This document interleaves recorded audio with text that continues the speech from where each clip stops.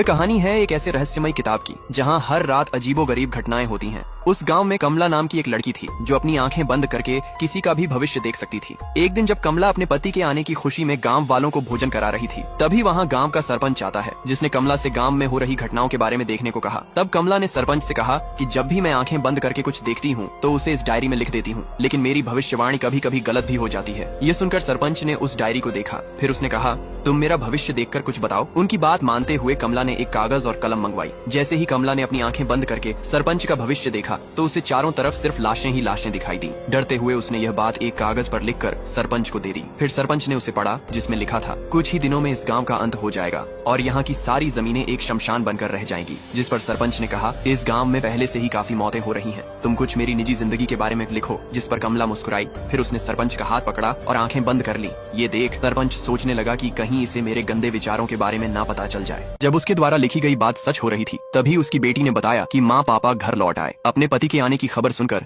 कमला खुशी से भागते हुए घर के बाहर आई। बाहर आकर उसने देखा कि वहाँ काफी भीड़ लगी हुई थी। कमला ने मुस्कुराते हुए अर्जुन से अपने पति के बारे में पूछा। तब अर्जुन ने बताया, भैया घर तो आए हैं, लेकिन तिरंगे में लिपट कर। ये खबर सुनकर कमला पूरी तरह टूट गई। अर्जुन के मना करने के बावजूद भी वह अपने पति की लाश को देखने चली गई। अब कमला के पास जीने की कोई वजह नहीं बची थी। अगले दिन वकील और सरपंच जमीन जायदाद का वसीयत लेकर आए। वकील ने बताया, तुम्हारे पति ने वसीयत में सारी प्रॉपर्टी तुम्हारे नाम लिख दी है। ये सुनकर सरपंच लालच में आ गया। उसने कमला से कहा, तुम ये वसीयत मेरे नाम कर दो, बदले में मैं